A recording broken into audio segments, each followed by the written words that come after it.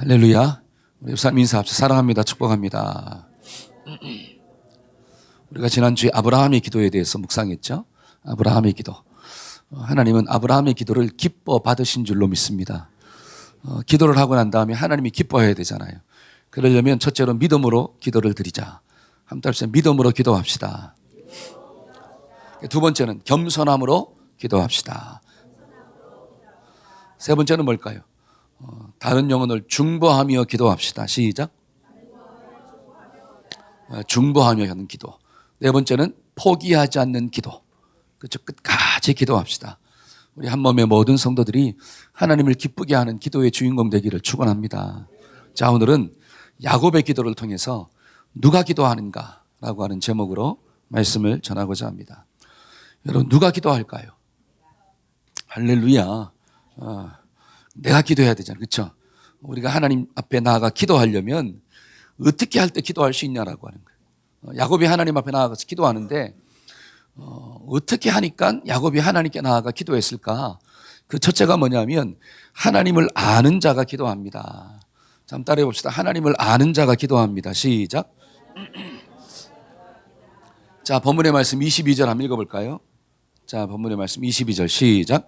밤에 일어나 두 아내와 두 여종과 11 아들을 인도하여 야복 나루를 건널세. 자, 야곱이 밤에 자다가 벌떡 일어난 거예요. 여러분, 밤에 자다가 일어나서 그 아내와 자식들과 모든 것들을 야복 나루를 건너게 만들었다 이렇게 나와요. 그러면 자, 야곱의 인생 가운데 무슨 일이 일어났길래 밤에 움직이냐라고 하는 거예요. 여러분, 사람들이 밤에 이사를 해. 그러면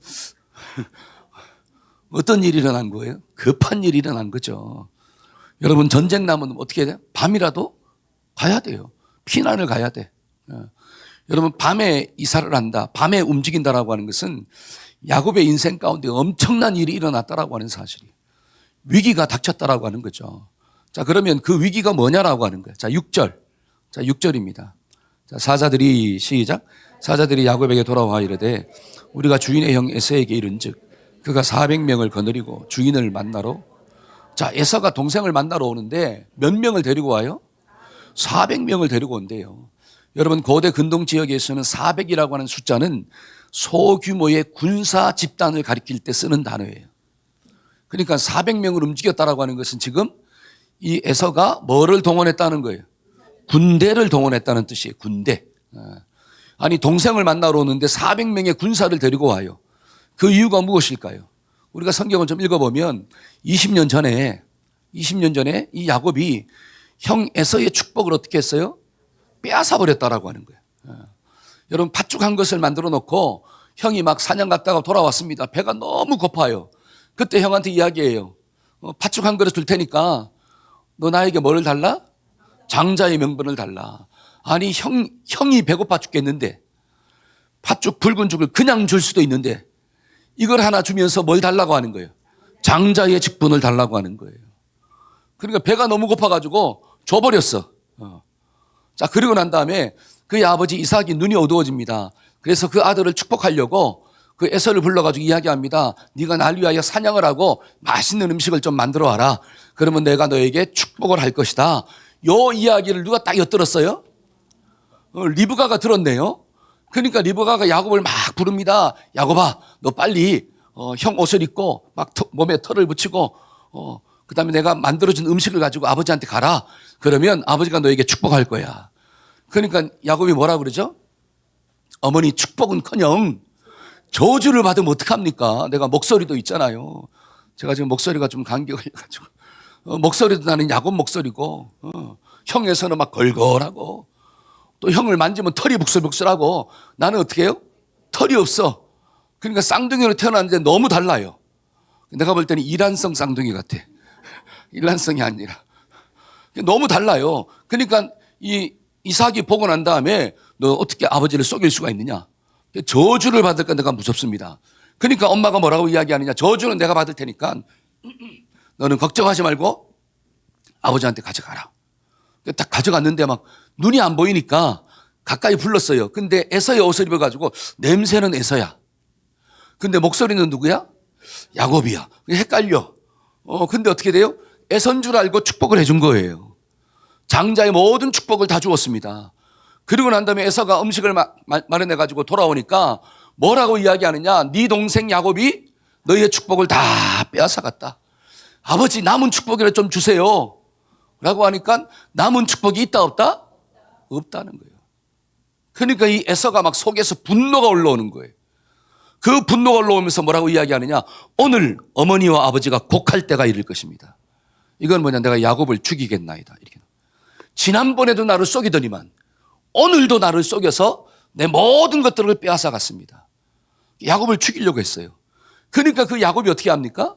그 형 에서를 피해가지고 걸어봐 나 살려라 빈몸으로 도망갔다라고 하는 거예요.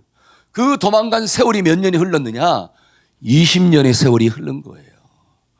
여러분 20년 동안 한 번도 고향에 가본 적이 없어요. 누가? 야곱이가. 그런데 하나님의 은혜로 두 떼를 거느리고 이제 어디로 가려고 하는 거예요? 고향으로 가려고 하는데 형이 어떻게 해요? 야곱이 온다는 소식을 듣고 그래 기회는 이때구나. 이놈을 내가 오늘 당장 그래서 뭐를 데리고 가는 거예요 지금? 군대를 데리고 가는 거예요. 그 소식을 누가 들었다라고 하는 사실이에요. 야곱이 들었더라. 이런 인생의 위기를 만났을 때 잘 보세요. 20년 동안 뼈 빠지게 고생해가지고 야곱은 두 떼를 거느리는 축복을 받았습니다. 근데 하루아침에 누구 때문에? 형 에서 때문에 모든 것들을 잃어버릴 수 있는 엄청난 인생의 고난을 만난 거예요. 그때 야곱이 뭐 하느냐? 하나님께 나아가 기도하더라. 저와 여러분들이 인생의 문제를 만날 때마다 어려움이 있을 때마다 절망하지 말고 두려워하지 말고 하나님께 나아가 기도하는 자가 되기를 축원합니다. 근데 기도하려면 하나님을 좀 알아야 된대요. 한번 따라서 하나님을 알 때 기도할 수가 있습니다. 시작. 여러분 하나님을 알면 기도하는 거예요. 근데 하나님을 모르면 인생의 어려움과 위기를 만났을 때 두려움과 절망 가운데 빠지고 한숨만 짓다가 끝나는 거예요. 여러분 나라고 하는 존재는 알면 알수록 실망스러워요. 여러분 자신은 알면 알수록 왜 실망스러울까요? 문제가 없을 때는 괜찮은 것 같아. 근데 문제를 만나고 어려움을 만나면 내 밑바닥이 드러나요. 그래, 내 속에는 선한 게 아무것도 없구나. 그래, 인생의 어려움을 만났을 때 그 어려움을 통과할 수 있는 믿음도 능력도 물질도 아무것도 없구나. 그냥 앉아서 뭐만 하고 있어요? 염려하고 두려움 가운데 빠지고 한숨만 짓고 있구나. 그러니까 나는 알면 알수록 절망할 수밖에 없어요. 그런데 하나님은 알면 알수록 소망이 넘치게 된다라고 하는 사실이에요. 하나님을 알면 인생의 어려움을 만났을 때 그래 하나님을 의지해야지. 하나님을 알수록 그래 사람을 의지하는 게 아니라 하나님을 바라봐야지. 세상의 말과 병거를 의지하지 말고 하나님만 의지하는 삶을 살아야지. 하나님을 알 때 이런 믿음의 결단이 나오는 거예요. 저와 여러분들이 날마다 하나님을 더 많이 알아가기를 축원합니다. 근데 중요한 것은 하나님을 알아야 되는데 하나님을 바르게 알아야 된다는 거예요. 한번 따라해봅시다. 하나님을 바르게 알아야 합니다. 시작. 여러분 12명의 정탐꾼들이 가나안을 정탐하러 갔습니다. 정탐하고 돌아오고 난 다음에 10명의 정탐꾼들은 뭐라고 이야기하느냐? 자, 신명기 1장 한번 볼까요? 27절. 장막 중에서 시작. 장막 중에서 원망하여 이르기를 여호와께서 우리를 미워하시는 거로 아모리 족속의 손에 붙여 멸하시려고 우리를 애굽 땅에서 인도하여 내셨도다. 잘 보세요. 이 백성들이 뭐라고 이야기하느냐? 하나님이 나를 뭐 하신다? 미워하신대요. 하나님이 나를 미워하신다.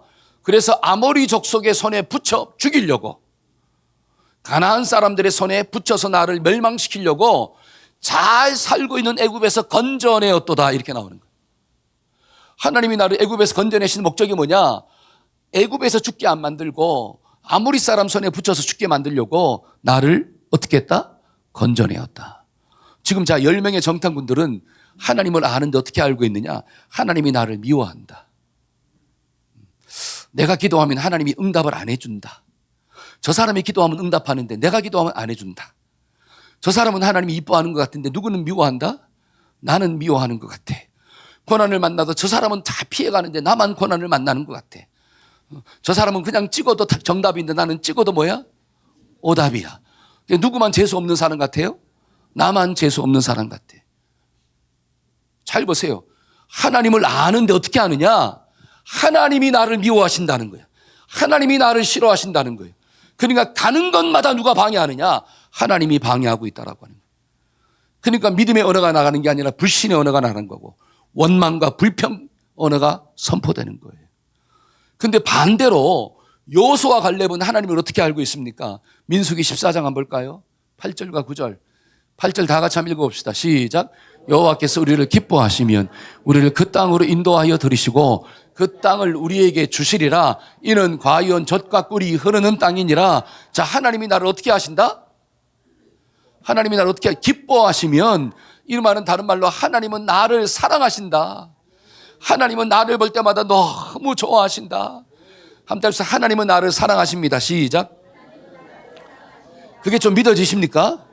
그러니까 하나님이 나를 사랑해가지고 가나안 땅에 인도하기 위해서, 젖과 꿀이 흐르는 땅으로 인도하기 위하여 나를 어디에서 건졌느냐? 애굽 땅에서 건져내어 주셨다. 근데 내가 정탐을 가보니까 진짜 그러하더라. 가나안 땅은 젖과 꿀이 흐르는 땅이야.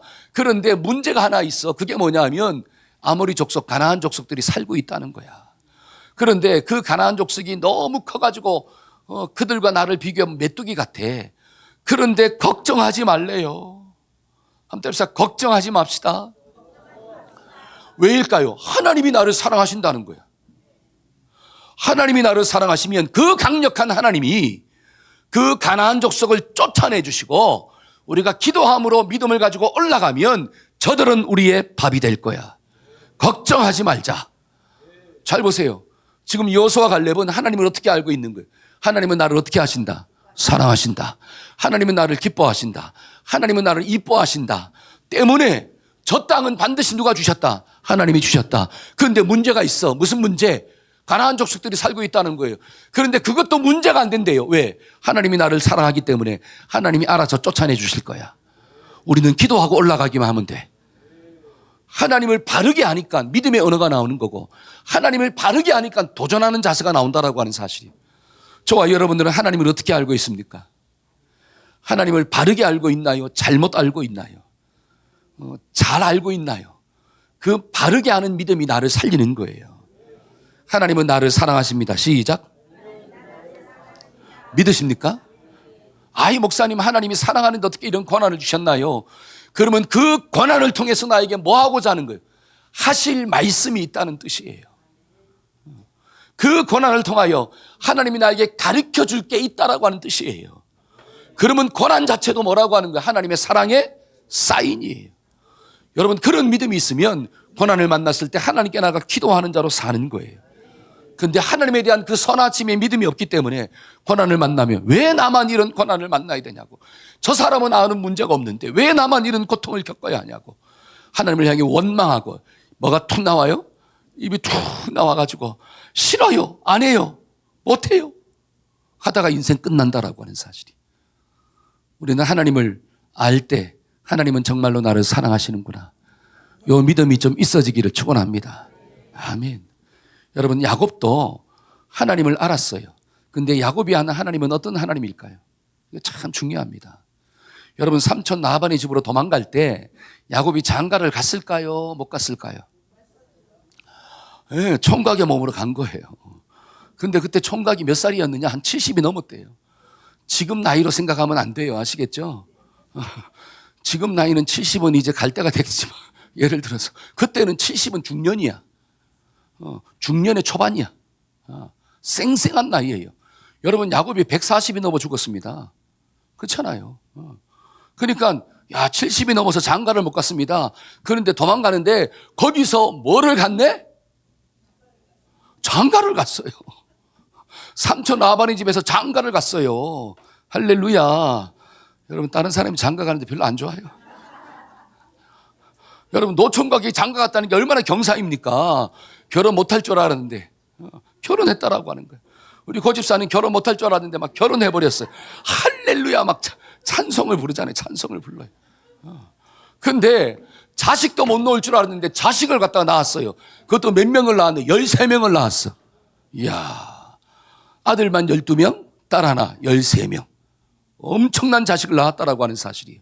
그리고 20년의 세월이 흘러가면서 하나님이 이 야곱에게 축복을 줬는데 두 때를 거느리고 올 수 있는 축복을 줬다라고 하는 거예요. 물질의 축복도 주었습니다. 여러분, 이 모든 것들을 가능하게 하신 분이 누구예요? 하나님이에요. 여러분, 야곱이 삼촌 라반의 집에서 나올 때, 야, 삼촌이 눈이 막 독사같이 변했어. 왜? 야곱이 가져가는 게 너무 많네. 그리고 막 주시하고 있을 때 몰래 나오잖아요.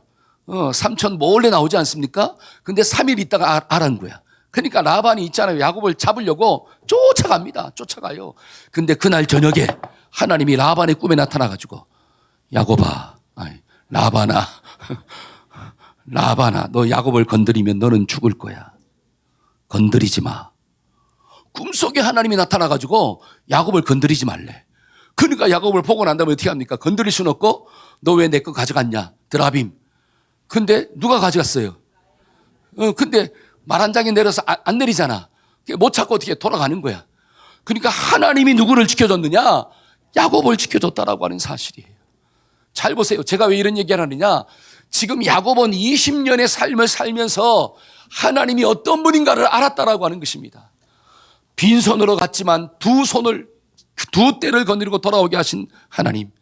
나는 혼자 갔지만 많은 가족들의 축복을 허락하신 그 주님. 그 주님이 누구의 하나님이에요? 나의 하나님이구나. 근데 이 야곱이 20년 만에 고향으로 돌아가는데 형 에서 때문에 모든 것을 잃어버릴 수 있는 위기 가운데 빠졌다라고 하는 거예요. 그 엄청난 어려움을 만났을 때 절망하거나 낙심하지 아니하고 야본과 강가에서 막 씨름하면서 하나님과 기도하는 삶을 살았더라. 어떻게 그게 가능합니까? 야곱이 믿었던 하나님이 누구인가를 알았기 때문에 그는 기도하는 삶을 사는 거예요. 우리도 신앙생활하면서 하나님이 어떤 분인가를 좀 알아야 돼요. 내가 믿고 있는 예수님이 어떤 분인가를 좀 알아야 돼요. 그러면 세상 살면서 여러 가지 많은 환난을 만나도 우리는 두려움과 절망 가운데 빠지지 말고 문제를 만날 때마다 하나님께 나와 기도하기를 축복합니다. 그래야지 응답의 역사가 나타나는 거예요. 여러분, 성경은 하나님은 어떤 분이라고 이야기합니까? 창세기 1장 28절 한번 볼까요? 자, 다 같이 한번 읽어봅시다. 시작. 하나님이 그들에게 복을 주시며 하나님이 그들에게 이르시되 생육하고 번성하여 땅에 충만하라. 땅을 정복하라. 바다의 물고기와 하늘의 새와 땅에 움직이는 모든 생물을 다스리라 하시니라. 여러분, 이 말씀은 아담과 하와에게 주신 축복의 메시지예요.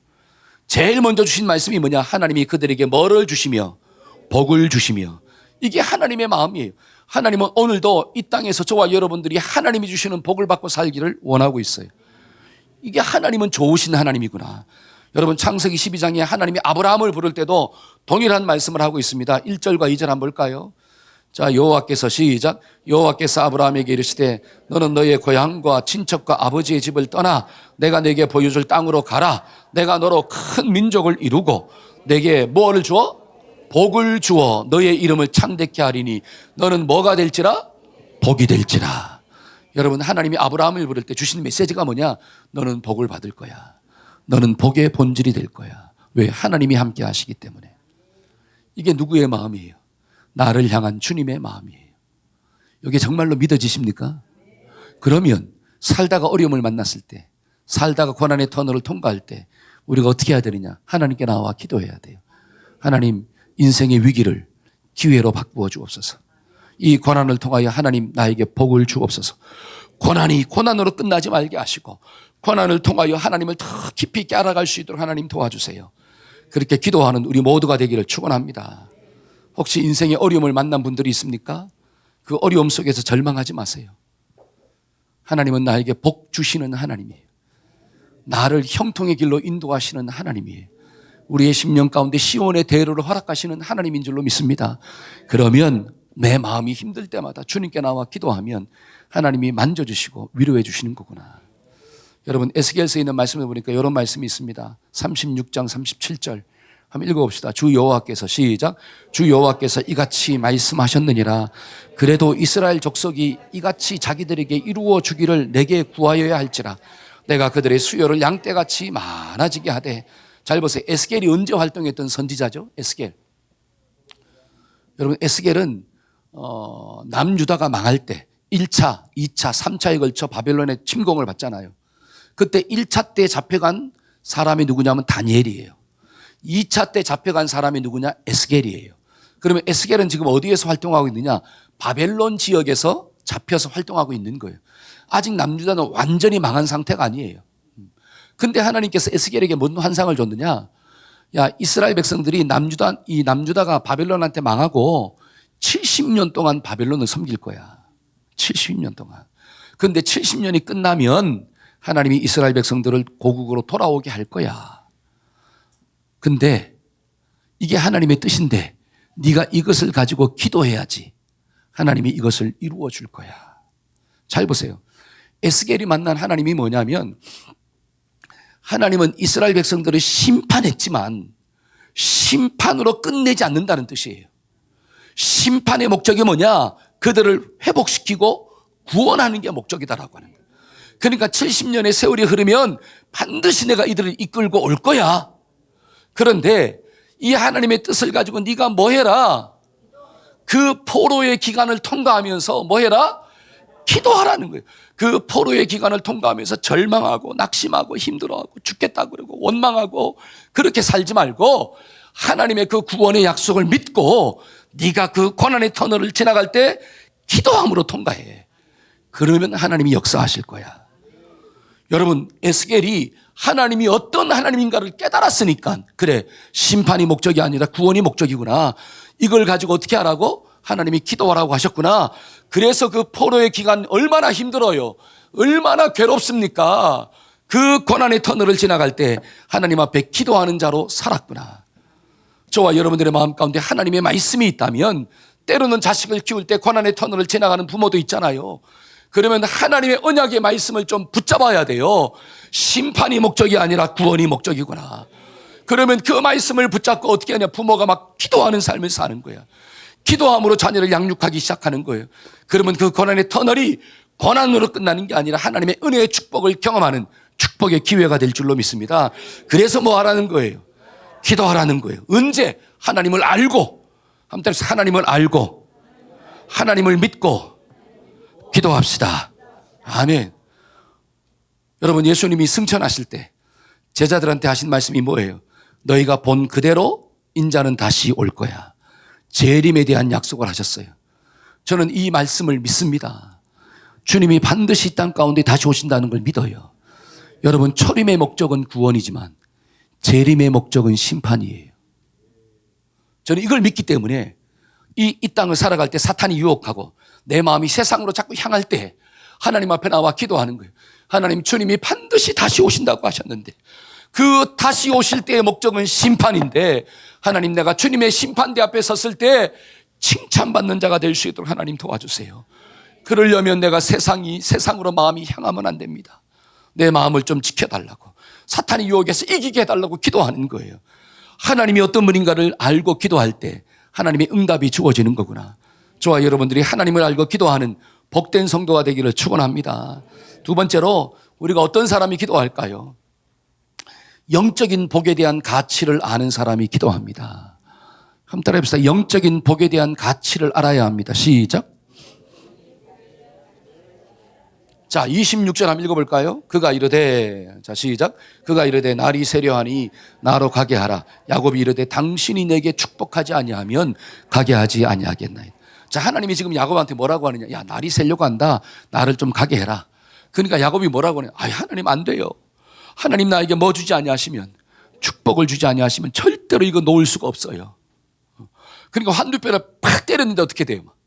놔! 하고 딱 때렸는데 못 놔! 하고 계속 잡고 있어. 뭐를 주기 전까지는? 나에게 축복을 주기 전까지는. 그러면 잘 보세요. 지금 야곱이 간절히 구하는 그 축복이 뭐냐라고 하는 거예요. 제가 서론에 말씀드렸잖아요. 야곱은 이미 두 때를 거느렸어요. 이건 다른 말은 물질의 축복을 받았다라고 하는 뜻이에요. 여러분, 야곱은 이미 자식이 13명이나 있어요. 이러면 자식의 축복을 받은 거예요. 여러분, 야곱은 건강의 축복도 받았습니다. 여러분, 건강하지 아니하면 자식을 낳아요, 못 낳아요? 못 놓잖아요. 잘 보세요. 건강하지 아니하면 지금 천사하고 씨름할 때 낳아요, 못 낳아요? 못 놓죠. 건강하지 않으면 놔버리지, 맞다. 툭 치면 어떻게 돼요? 아이고 아파라, 아이고 아파라 하면 놓겠죠. 근데 워낙 건강하니까 어떻게 돼요? 막 딱 잡고 안 놔주는 거예요. 이건 다른 말로 야곱은 건강의 축복을 받은 거예요.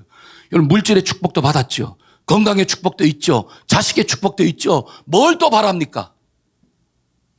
그러면 지금 야곱이 이야기하는 하나님이 나를 축복하지 아니하시면 나는 죽었다 깨어나도 못 놓습니다. 그 축복이 뭘까요? 이게 중요한 거예요. 물질의 축복도 아니고 자식의 축복도 아니고 건강의 축복도 아니고 무슨 축복이냐? 하나님이 나와 함께하지 않는다면 하나님의 임재가 내 가운데 떠나가지 않도록 하나님 도와주세요. 이 축복을 원하고 있다라고 하는 거예요. 여러분, 야곱의 이름이 뭐예요? 야곱의 뜻이 사기꾼, 속이는 자잖아요. 이때까지 자기는 내 머리와 내 방법으로 살았다라고 하는 거예요. 그런데 인생의 아픔을 만나고 문제를 만나보니까 내 방법과 내 지혜로는 도저히 살아갈 수가 없어요. 그러니까 하나님의 능력과 하나님의 지혜를 주세요. 그걸 놓고 기도하고 있는 거예요. 우리가 오늘 찬양했잖아요.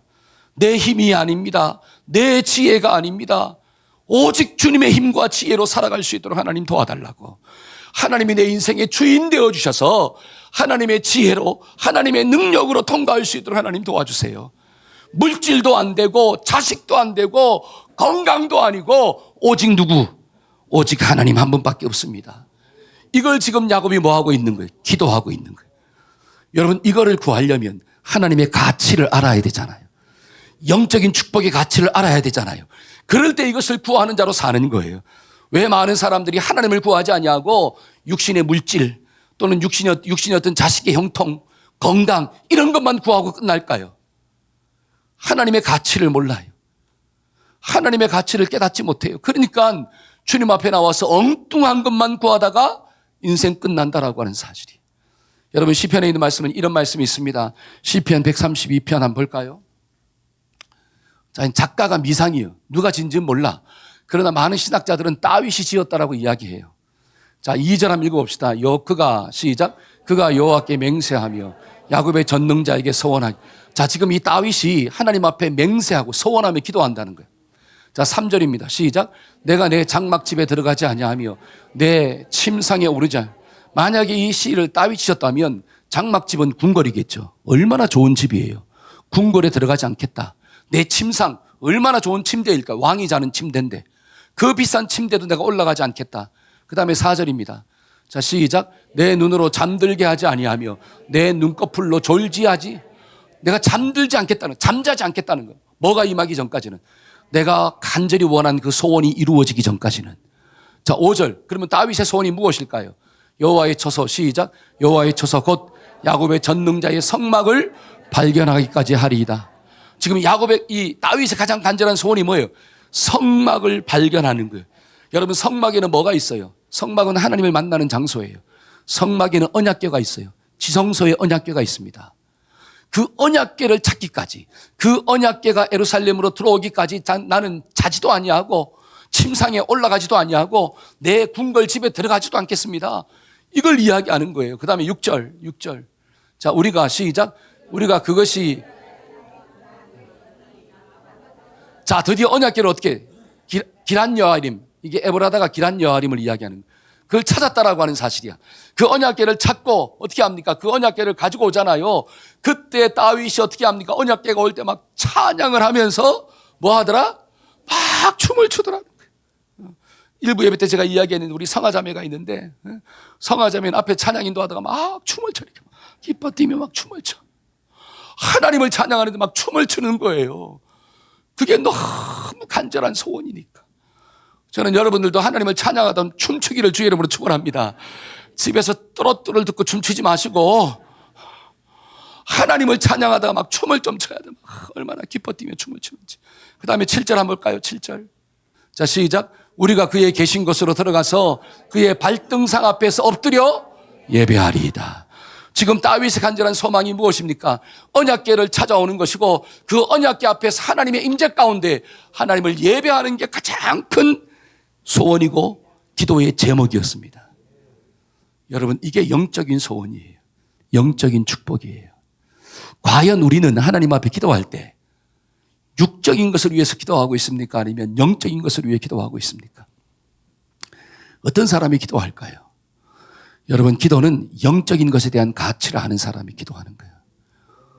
왜? 하나님은 영이시기 때문에. 한번 따라서 하나님은 영이시니 믿으십니까? 그러니까 예배하는 자가 신령과 진정으로 하나님을 예배할지라. 여러분, 영적인 것에 대한 소원이 없는 사람은 하나님께 나오지도 않습니다. 영적인 것에 대한 소원이 없는 사람은 하나님께 나와 기도하지도 않아요. 자꾸 육신적인 것만을 위해서 기도하지. 여러분, 짐 엘리어트라고 하는 선교사가 이런 말을 했다고 합니다. 내가 영원히 가질 수 없는 것을 가지고 영원한 것을 얻기 위하여 투자하는 것은 바보가 아니다. 예를 들어서 내가 영원토록 가질 수 없는 것 있잖아요. 돈 영원히 못 가지잖아요. 공수래 공수로 빈손으로 왔다 빈손으로 가잖아요. 여러분 좋아하는 음식 영원히 못 먹잖아요. 시간 영원하지 않잖아요. 하나님이 주신 은사들 영원하지 않잖아요. 팥죽과 같은 거예요. 그 팥죽을 가지고 뭘 사야 되느냐? 장자의 명분, 영원한 걸 좀 사야 된다라고 하는 사실이야. 하나님을 좀 사야 되고 영적인 축복을 좀 사야 되고 사명을 좀 사야 되고, 그러니까 영원하지 않는 것을 가지고 영원한 것을 얻기 위하여 투자하는 그 사람은 미련한 사람이 아니라 지혜로운 사람이로다. 저와 여러분들이 지혜로운 자가 되기를 축원합니다. 여러분 바울이 그런 삶을 살았잖아요. 바울은 세상으로 자랑할 게 너무 많은 사람이었습니다. 그런데 그 모든 것들을 버리고 내가 그리스도를 얻고자 했다. 왜냐하면 그리스도를 아는 지식이 가장 뭐하기 때문에, 고상하기 때문에. 저와 여러분들은 하나님을 버리고 세상을 얻으려고 하잖아요. 그런 사람은 지혜로운 자 같으나 미련한 자라고 성경은 이야기합니다. 세상의 것을 버리고 하나님의 것을 얻는 그 사람이 지혜로운 사람이구나. 그러니까 성경은 뭐라고 하느냐? 자, 마태복음 7장 6절 한번 읽어봅시다. 시작. 거룩한 것을 개에게 주지 말며 너희 진주를 돼지 앞에 던지지 말라. 그들이 그것을 발로 밟고 돌이켜 너희를 찢어 상하게 할까 염려함이라. 여러분 거룩한 것을 개한테 주지 말래요. 여러분 진주를 돼지 앞에 던져보세요. 그 진주의 가치를 그 돼지가 아는가? 절대로 알 수 없다라고 하는 거예요. 하나님의 영이 있는 사람이 영적인 것에 대한 가치를 깨닫는 거예요. 하나님의 영이 없기 때문에 영적인 것에 대한 소중함을 모르고 사는 거예요. 저와 여러분들 속에 하나님의 영이 있는 줄로 믿습니다. 하나님의 영이 있는 사람이 그리스도인이에요. 그 사람이 성경은 거룩한 자래요. 거룩한 자만이 거룩한 것을 깨닫고 사는 은혜가 부어지는 거예요. 여러분 예를 들어서 밭에 진주가 딱 있어요. 값진 진주가 있습니다. 그것을 발견한 사람은 그 밭을 사기 위해서 뭐도 팔아요. 집도 팔고 그 다음에 또 냉장고도 팔고 또 팔 거 뭐 있어요. 또 옷도 팔고 백도 팔고 다 팔아가지고 뭐 사는 거야. 요 밭을 사야 돼. 왜? 요 밭 속에 뭐가 있으니까. 그러면 보화의 가치를 깨달아야지 내가 가진 밭죽을 다 팔고 사잖아요. 여러분 그런 사람이 미련할까요? 가치를 어디에 두느냐가 중요한 거예요. 찰나적인 육신에 둘 것인가, 영원한 하나님 나라에 둘 것인가. 저와 여러분들의 인생은 70이요 강건하면 80이라도 그 연수의 자랑은 수고와 슬픔밖에 없습니다. 여러분 얼굴을 아무리 이쁘게 꾸며보세요. 10년이 지나고 30년이 지나고 70년이 지나면 어떻게 돼요? 쭈글쭈글하게 되는 거예요. 여기에 소망을 두고 살아가는 사람은 마지막 날에 심히 무너지는 역사가 나타나는 거예요. 저와 여러분들은 영원한 것에 가치를 두고 사는 은혜가 주어지기를 축원합니다. 아멘. 그런 사람이 하나님께 나와 기도하는 자로 사는 거구나. 마지막 세 번째로 누가 기도할까요?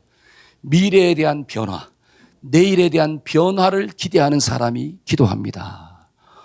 오늘에 대한 만족감, 다른 말로 거룩한 불만족이 있는 사람이 기도하는 거예요. 한번 따라합시다. 거룩한 불만족을 가집시다. 시작. 자, 잘 보세요. 지금 야곱이 거룩한 불만족이 있어요. 그게 뭐냐면 야곱의 마음 가운데 소원은 고향으로 돌아가는 거야. 그런데 지금의 상황은 고향으로 돌아갈 수가 있어요, 없어요? 없어. 누구 때문에? 형 에서 때문에. 형 에서가 자기를 죽이려고 400명의 군사를 데리고 왔어요. 지금의 상황이 내 마음 가운데 불만족이야. 그리고 20년의 세월이 흘렀지만 아직 여전히 형의 마음 가운데는 뭐가 있냐? 상처가 있어요. 나는 그 상처를 좀 회복하고 싶은데 여전히 관계가 안 좋아. 거기에 대한 불만족이 있는 거예요. 이해가 되시죠? 지금 상황적인 불만족도 있어요. 그렇죠? 나는 고향으로 돌아가고 싶은데 상황이 못 가게 생겼어. 나는 형과의 관계를 풀고 싶은데 그 상처 때문에 풀지 못하고 있어. 그리고 자신에 대한 불만족도 있어요. 이런 상황 가운데 있으면 좀 담대하게 딱 나가야 되는데 자꾸 겁을 먹고 있는 자기 자신. 자꾸 이런 문제 가운데서 뭐가 자꾸 먼저 돌아가요? 인간적인 머리만 먼저 돌아가. 그러니까 앞에 있는 말씀을 쭉 읽어보면 야, 형들이 와서 딱 치면 어떻게 돼요? 형의 마음을 좀 부드럽게 하기 위해서 먼저 양떼를 먼저 보내야 되겠다. 그 두 떼를 한 떼를 치면 한 떼가 도망가는 거야, 이제. 다 죽을 수는 없잖아. 그렇죠? 그 야곱은 그 고난의 가운데서 머리가 기똥차게 돌아가는 거예요. 그 다음에 또 누구를 먼저 보내? 자식을 먼저 보내. 근데 자식을 보낼 때 좀 아내를 보낼 때도 자기가 사랑하는 아내는 나중에 보내고 조금 거시기한 아내는 먼저 보내고, 그렇죠? 그 다음에 자식도 먼저 보내고, 그 다음에 누가 제일 뒤에 가는 거야? 지가 제일 뒤에 가는 거야. 여러분, 고난을 만났을 때 지금 야곱이 머리가 어떻게 돌아가고 있어요? 너무 팽팽 돌아가고 있는 거예요. 태생이 그렇게 태생이니까. 근데 그런 자신이 싫은 거예요. 왜 내가 그렇게 머리만 돌아가고 있냐라고 하는 사실이에요. 왜 두려움 가운데 빠지고만 있냐라고 하는. 그러니까 상황에 대한 불만족, 자기 자신에 대한 불만족이 있을 때 하나님께 나아가서 막 기도하는 거예요. 하나님, 나를 좀 바꿔주세요. 하나님, 좀 상황을 좀 바꿔주세요. 뭐에 대한 기대감이 있으니까, 내일에 대한 기대감이 있으니까 지금에 대한 불만족을 가지고 하나님께 기도하는 역사를 이루었다라고 하는 거예요. 여러분, 누가 기도합니까? 오늘의 삶에 만족하는 삶은 절대로 기도할 수가 없어요. 이 정도 삶은 괜찮죠. 여러분, 그런 사람들이 열심히 기도할까요? 안 합니다. 이 정도면 할렐루야죠. 이런 사람은 하나님께 나와서 기도하지 않아요. 근데 주신 것으로 감사하지만, 그러나 거룩한 불만족이 있어야 돼. 그게 뭐냐? 내 영이 더 성장하고자 하는 소원이 있어야 돼요. 내가 저 사람을 좀 더 품어야 되는데 품지 못하는 그 아픔이 있어야 돼요. 내가 저 사람을 용서하고 좀 살아야 되는데 용서하지 못하는 것에 대한 아픔이 있어야 돼요. 그래야지 하나님께 나아가서, 하나님, 내 마음을 좀 만져주세요. 내 마음을 좀 넓게 만들어주세요. 하나님의 마음을 좀 나에게 주옵소서. 기도하는 자로 살 거 아니에요. 혹시 자기에 대한 불만족을 가지고 있는 분들이 있습니까? 혹시 남편에 대한 불만족이 있나요? 아내에 대한 불만족이 있나요? 혹시 부모로서 자식에 대한 불만족이 있나요? 그럼 우리가 어떻게 해야 합니까?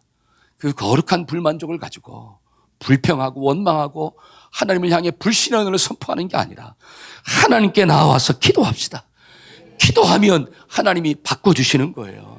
그러니까 야곱도 하나님께 기도하니까 하나님이 바꿔주잖아요. 자, 27절과 28절입니다. 한번 읽어봅시다. 그 사람이, 자, 시작. 그 사람이 그에게 이르되 내 이름이 무엇이냐? 그가 이르되 야곱이니이다. 그가 이르되 내 이름을 다시는 야곱이라 부를 것이 아니요 이스라엘이라 부를 것이니 이는 내가 하나님과 미 사람들과 겨루어 이기었습니다. 다시는 뭐라고 부르지 말아라? 야곱이라고 부르지 말아라. 너는 이스라엘이 될 거야. 지금 하나님이 누구를 바꿔준 거예요? 여러분, 에서의 마음을 바꿔주기 전에 하나님이 야곱을 바꿨어요. 이름을 바꿨다라고 하는 것은 사람이 새롭게 됐다라고 하는 뜻이에요. 그러니까 고린도후서 5장 17절에 그런즉 누구든지 그리스도 안에 있으면 새로운 피조물이다. 이전 것은 지나갔으니 보라 새 것이 되었다. 기도하니까 야곱이 이스라엘 된 거예요. 한번 따라합시다. 기도하면 야곱이 이스라엘 된다. 시작. 여러분, 야곱을 있을 때는 형 에서를 두려워했잖아요. 그렇죠? 근데 이스라엘 될 때는 어떻게 합니까? 제일 먼저 나가요. 내 속에 있는 두려움이 떠나가 버렸습니다. 여러분, 자녀들보다 아내보다 자기가 먼저 나아가는 거야. 에서를 향해 제일 먼저 나아갑니다. 왜? 이름이 바뀌어버렸어. 야곱에서 이스라엘로. 여러분, 야곱으로 있을 때는 어떻게 합니까? 머리가 막 돌아가요. 어떻게 하면 자기가 먼저 살까?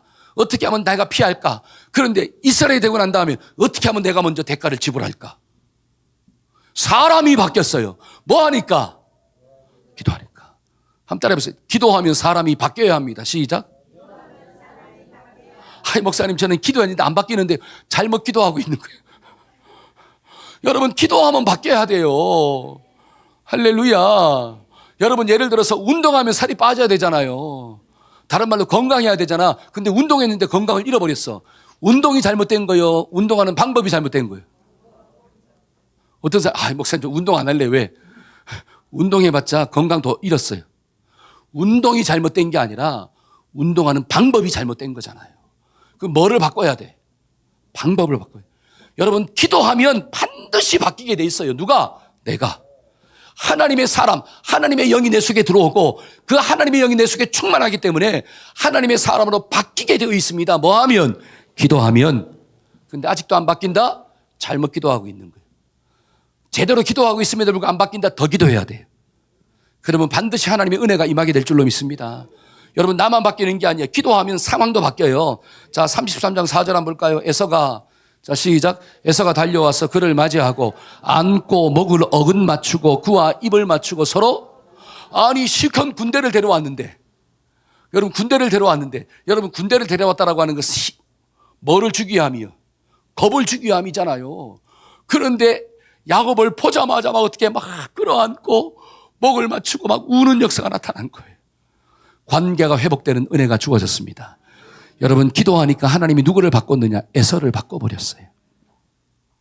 여러분, 기도하면 나도 바뀌고 기도하면 환경도 바뀌는 거구나. 이게 믿어지기를 축원합니다. 여러분, 바뀌는데 어떻게 바뀌냐? 더 좋아지는 모습으로 바뀌는 거예요. 내일이 더 아름다워지는 거야. 근데 기도하지 않으면, 잘 보세요. 기도하지 않으면 내일이 더 나빠집니다. 여러분, 예를 들어 관계가 안 좋아요. 관계가 안 좋을 때 뭐 해야 돼요? 거룩한 불만족을 가지고 기도해야 돼요. 여러분, 거룩한 불만족이 뭐예요?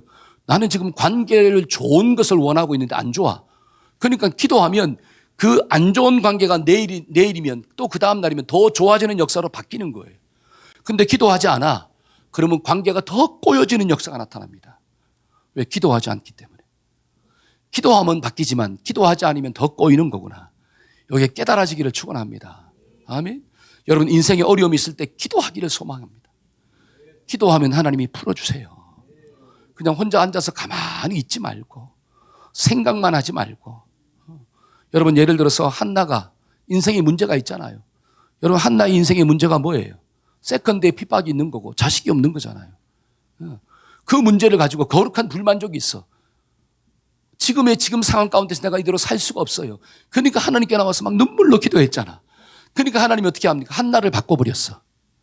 그의 마음 가운데 수심이 가득했는데 기도하고 난 다음에는 뭐가 없더라? 수색이 없었더라. 그 마음속에 모든 근심이 사라졌더라. 하나님이 한나를 바꿔주신 줄로 믿습니다. 그러면 한나가 바뀌니까 어떻게 돼요? 때가 이르면 하나님께서 한나의 뱃속에 뭐를 주었더라? 아들을 주었더라. 할렐루야. 여러분, 기도하지 않냐고 가만히 있었다면 한나의 뱃속에 잉태가 되는 역사가 나타날까요? 생각만 한다고 나타날까요? 절대로 그런 역사는 나타나지 않아요. 하나님 앞에 불만족을 가지고 하나님, 나도 자녀의 축복을 주옵소서, 하나님, 나도 하나님의 자녀를 잉태할 수 있는 복을 달라고 기도하니까 하나님이 그 속에 사무엘을 주셨고, 그 소원대로 사무엘을 하나님께 바쳤더니 하나님이 5명을 더 주었더라. 3명의 아들과 2딸을 더 주는 역사가 나타나잖아요. 여러분, 한나가 기도하니까 한나의 마음속에 근심이 사라지고 한나의 환경도 바뀌는 축복이 주어졌구나.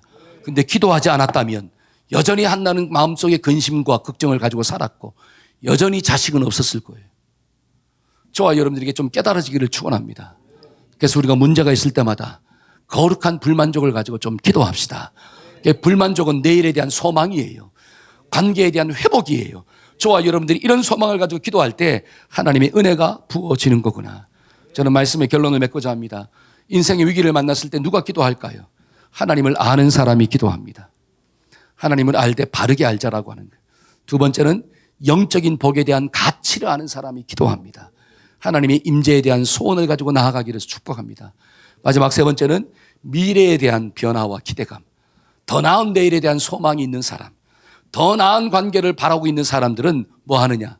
기도하는 삶을 사는 거예요. 저와 여러분들이 한 주간도 야곱처럼 기도함으로 하나님의 은혜가, 하나님의 축복이 가득하기를 축원합니다. 아멘. 우리 다 같이 자리에서 일어나서 찬양합시다. 너 기도를 멈추지 말아라. 우리가 가사를 생각하면서 우리 한번 찬양합시다.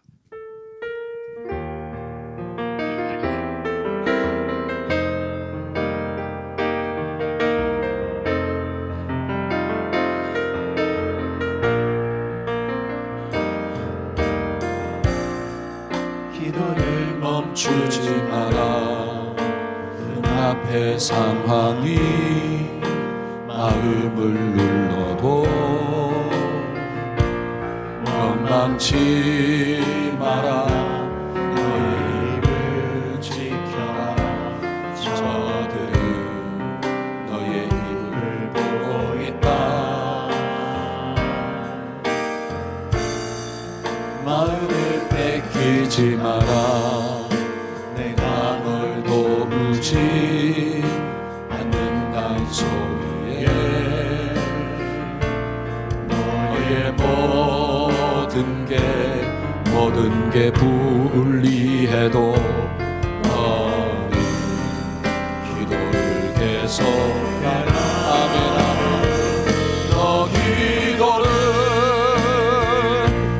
멈추지 마라. 내가 너의 그 모든 상황을 바로 역전시키리니 너 기도를 멈추지 마라. 내가 잠시도 쉬지 않고 모든 걸 지켜보고 있으니 너 기도를 멈추지 마라. 내가 너의 그 모든 상황을 바로 역전시키리. 너 기도를 멈추지 마라. 내가 잠시도 쉬지 않고 모든 걸 지켜보고 있으니 바로 역전되리라. 바로 역전되리라. 이제 역전되리라. 아멘. 우리 가슴에 손을 얹고 한번 기도 받읍시다. 하나님, 하나님을 아는 자가 기도를 멈추지 않는 것입니다. 영적인 복에 대한 가치를 깨달은 자가 하나님께 나와 기도하는 것입니다. 지금의 삶 속에 거룩한 불만족이 있고 내일에 대한 소망이 있는 자가 하나님 앞에 나와서 기도하는 것입니다. 하나님, 우리 사랑하는 동역자들 중에 지금의 상황 가운데 거룩한 불만족이 있는 자들이 있습니까? 하나님, 염려만 하지 않게 하시고 절망하지 않게 하시고 하나님 앞에 나와서 기도함으로 상황을 역전시키시는 하나님을 체험하게 하여 주옵소서. 하나님, 자녀를 위하여 기도할 때마다 이런 역사는 반드시 일어나게 될 줄로 믿습니다. 하나님, 우리가 이 시대를 바라보면서 거룩한 불만족이 일어나게 하여 주옵시고 그 불만족을 가지고 하나님께 나와 기도함으로 하나님, 이 민족이, 이 열방이 더 나은 열방이 될 수 있도록 하나님의 나라가 확장되는 데 쓰임받는 축복의 기회가 될 수 있도록 주님 역사하여 주시옵소서. 지금은 우리 주 예수 그리스도의 무한하신 은혜와 하나님 아버지의 극진하신 사랑과 성령님의 교통하심의 역사가 기도하며 살고자 결단하는 우리 모든 성도들의 삶의 현장 가운데 지금부터 영원토록 함께 하시기를 간절히 축원하옵나이다. 아멘.